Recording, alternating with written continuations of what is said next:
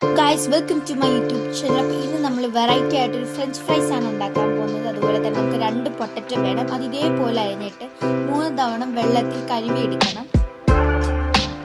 കഴുകിയെടുത്തതിന് ശേഷം നമ്മളത് സ്റ്റൗവിൽ വെച്ചിട്ട് ഹാഫ് ബോയിൽ ചെയ്യണം. അത് കഴിഞ്ഞിട്ട് നമുക്ക് ഈ ഫ്രഞ്ച് ഫ്രൈസിനകത്തുള്ള എല്ലാ വെള്ളവും എടുക്കണം. ഒപ്പിയാണ് നമുക്ക് എടുക്കുന്നത്. അതുകൊണ്ട് ടവൽ വെച്ചിട്ട് ഇങ്ങനെ എടുക്കാം.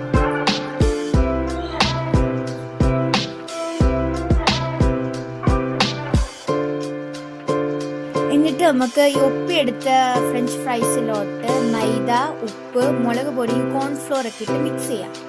എന്നിട്ട് നമ്മൾ നല്ല ബോയിൽഡായ എണ്ണയിലോട്ട് വറുത്തെടുക്കാം. അങ്ങനെ നമ്മളാണിപ്പം വറുത്തെടുത്തോണ്ടിരിക്കുകയാണ്.